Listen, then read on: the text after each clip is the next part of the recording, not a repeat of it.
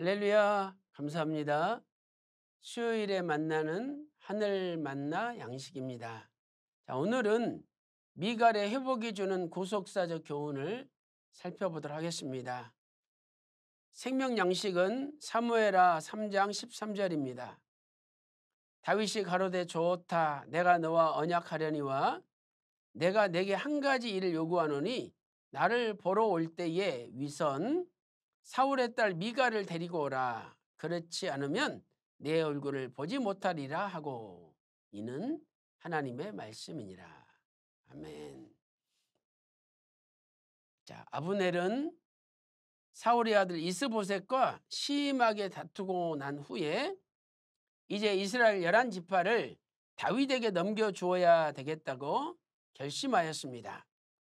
그래서 다윗에게 사자를 보내어서 이스라엘 11지파를 넘겨주겠다고 제안하게 되죠.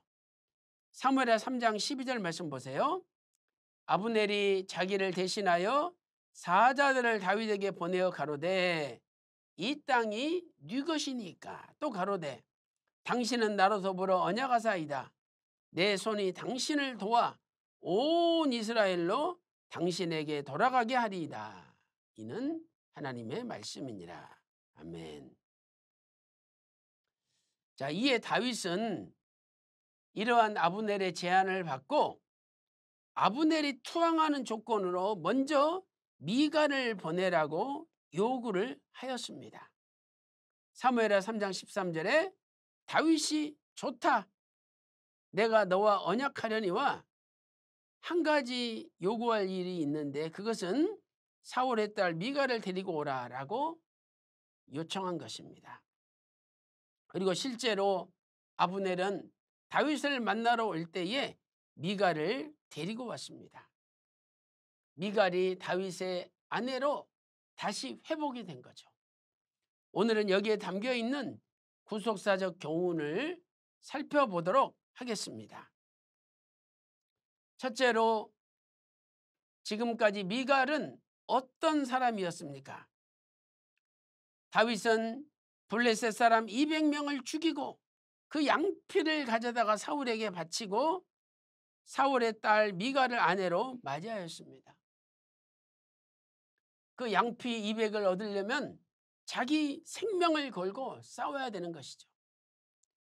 사무엘상 18장 27절 말씀 보세요.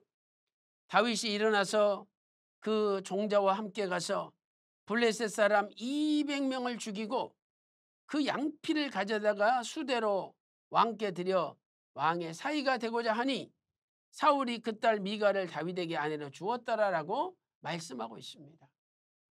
원래 사울은 양피 100개를 가져와라 그랬는데 다윗은 200개를 얻었던 것입니다. 두 번째로, 사울의 딸 미갈은 다윗을 사랑하였습니다. 사무엘상 18장 28절 말씀 보세요. 사울의 딸 미갈도 그를 사랑하므로, 사울의 딸 미갈은 다윗을 사랑하였던 것입니다. 다윗도 미갈을 아내로 맞이하기 위하여 사울의 사위가 되는 것을 좋게 여겼습니다. 사울이 신하들에게 다윗에게 전하라, 네가 양피 100개를 가져오면 사울의 사위가 될 수 있다라고 이야기했습니다. 이것은 실은 다윗을 죽이려는 계략이었죠. 그러나 다윗은 용감하게도 양피 200을 구해왔습니다. 사무엘상 18장 25절 26절 보세요. 사울이 가로되 너희는 다윗에게 이같이 말하기를 왕이 아무 패백도 원치 아니하고 다만 왕의 원수의 보복으로 블레셋 사람의 양피 100을 원하신다 하라 하였으니 이는 사울의 생각에 다윗을 블레셋 사람의 손에 죽게 하리라 함이라. 죽이려고 제안했던 것이죠. 26절, 사울의 신하들이 이 말로 다윗에게 고하매 다윗이 왕의 사위 되는 것을 좋게 여겼다.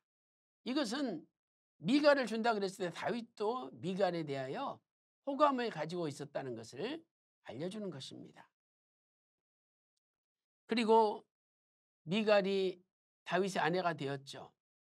근데 그 후에도 사울은 계속 다윗을 죽이려고 음모를 꾸몄습니다. 밤새도록 다윗 집을 지키다가 아침에 다윗을 죽이려고 명령한 거죠. 그래서 사울이 다윗을 죽이려는 것을 알고 미갈은 다윗을 밤에 몰래 도망시켰습니다. 사무엘상 19장 11절 12절 말씀 보세요. 사울이 사자들을 다윗의 집에 보내어 그를 지키다가 아침에 그를 죽이게 하려 한지라.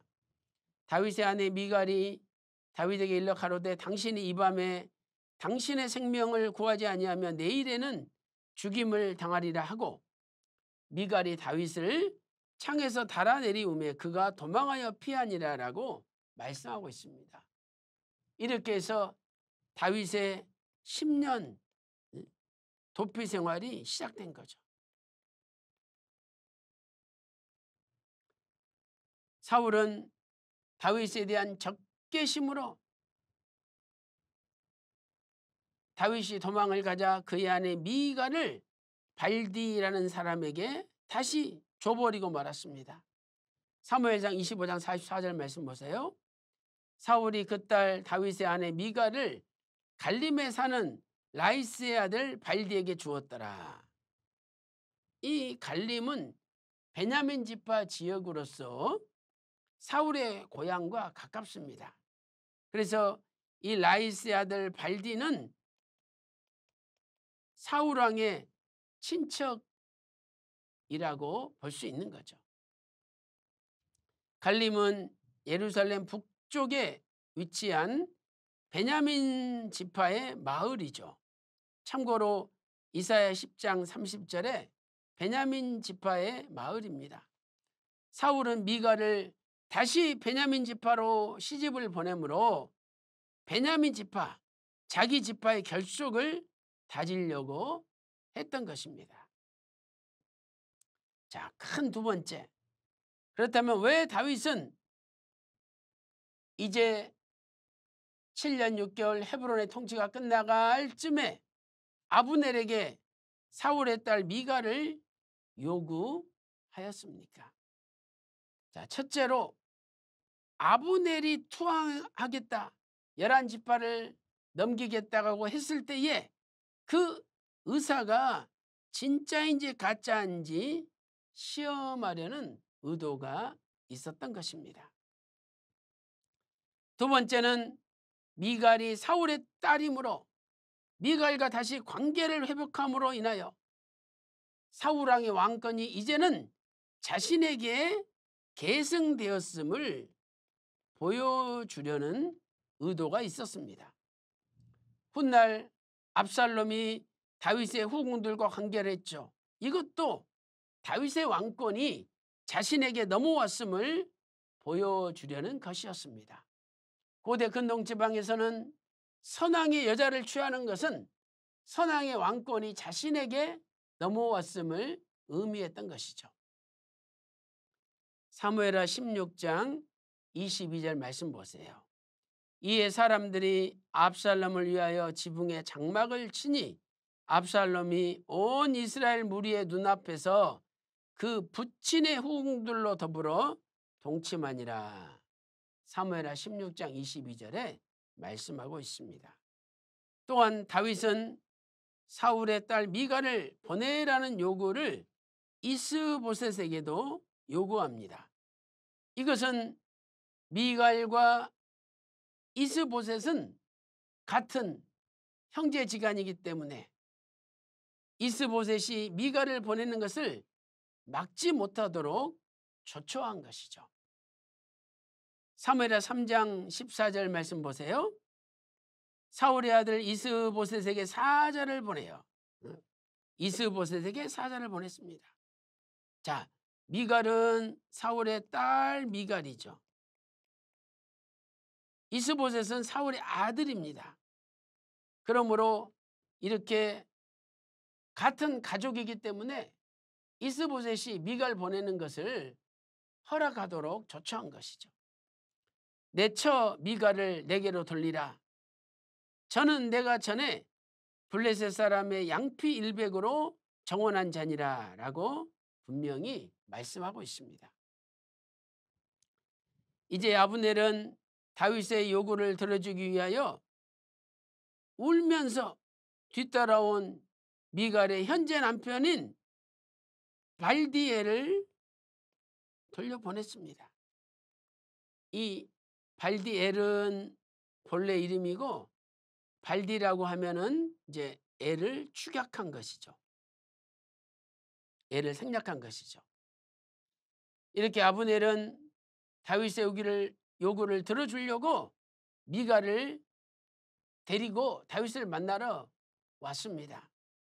그런데 바후림까지 현재 미갈의 남편인 발디엘이 따라왔는데 발디엘을 돌려보냈던 거죠. 자, 사무엘하 3장 15절 16절 말씀 보세요.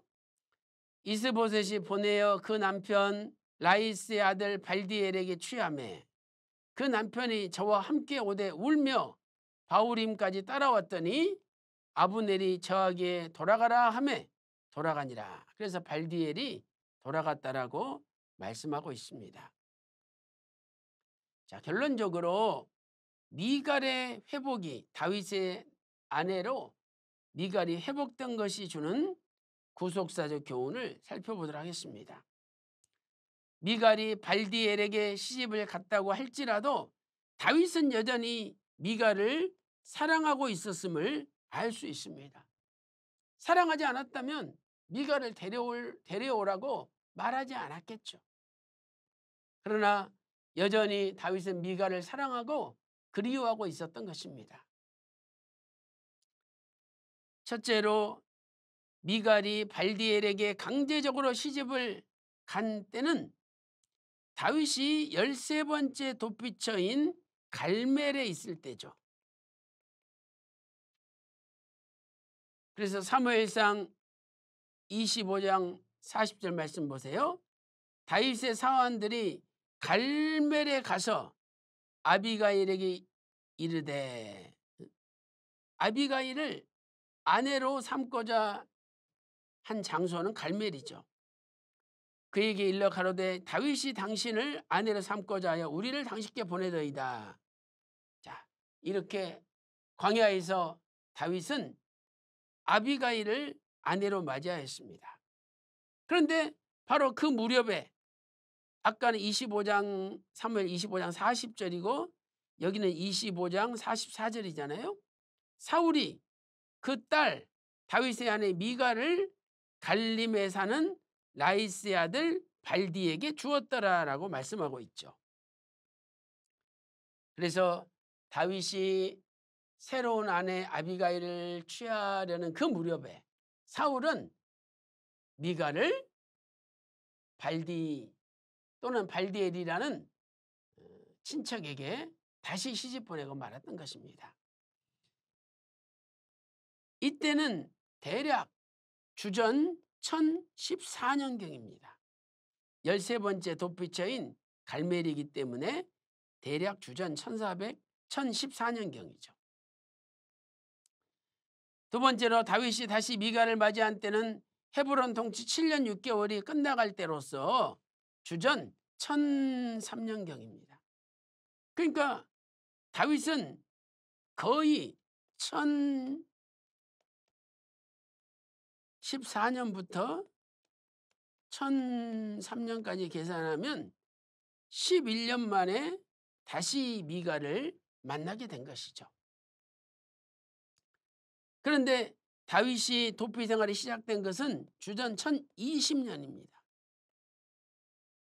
만약 1020년부터 1014년 13번째 도피처인 갈멜에 이르기까지 만약 다윗이 미갈을 보지 못했다 이렇게 가정한다면 11년보다 더 오랜 약 17년 만에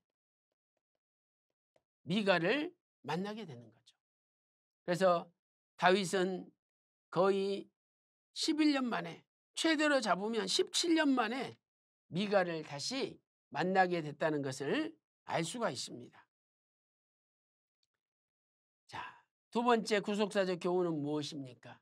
예수님께서도 우리가 예수 그리스도의 아내가 된 후에 세상을 사랑하여 어떤 이유로 다른 세상적인 남편을 섬긴다고 할지라도 여전히 우리를 사랑하고 계신다는 것을 예표하는 것입니다. 그래서 요한복음 13장 1절에 예수님께서는 자기 제자들이 예수님을 팔려는 것을 아시면서도 자기 제자들을 끝까지 사랑했습니다. 자, 요한복음 13장 1절 보세요. 유월절 전에 예수께서 자기가 세상을 떠나 아버지께로 돌아가실 때가 이른 줄 아시고 세상에 있는 자기 사람들을 사랑하시되 끝까지 사랑하시니라. 세상에 있는 자기 사람들을 사랑하시되 끝까지 사랑하시니라 라고 말씀하고 있습니다. 이사야 54장 5절 6절 말씀 보세요. 이는 너를 지으신 자는 내 남편이시라. 하나님이 우리의 남편이라는 거예요. 자, 6절 여호와께서 너를 부르시며 마치 버림을 입어 마음에 근심하는 아내 곧 소시의 아내 되었다가 버림을 입은 자에게 함같이 하실 것임이니라. 내 하나님의 말씀이니라 라고 말씀하고 있습니다. 이사야 54장 6절을 공동 번역에 보면 이렇게 번역하고 있죠. 그렇다. 버림받은 여자 가슴에 상처를 입은 너를 여호와께서 부르신다. 조광지처는 버림받지 않는다. 너희 하나님께서 말씀하신다. 그러니까 하나님이 한 번 우리를 아내로 택하시고 맞아들였다면 비록 어떤 이유로 인해서 우리가 남편을 잠시 떠났다 할지라도 하나님은 잊지 않고 다시 찾아오신다는 것을 알려주는 겁니다. 그래서 예수님이 재림하실 때 어린 양의 아내가 준비가 되고 혼인잔치가 열리는 거죠. 계시록 19장 7절 8절 말씀 보세요. 어린 양의 혼인 기약이 이르렀고 그 아내가 예비하였으니 그에게 허락하사 빛나고 깨끗한 세마포를 입게 하셨은즉 이 세마포는 성도들의 옳은 행실이로다 하더라라고 말씀하고 있습니다. 사랑하는 성도 여러분, 미갈이 선택을 받아 다윗의 아내가 되었습니다.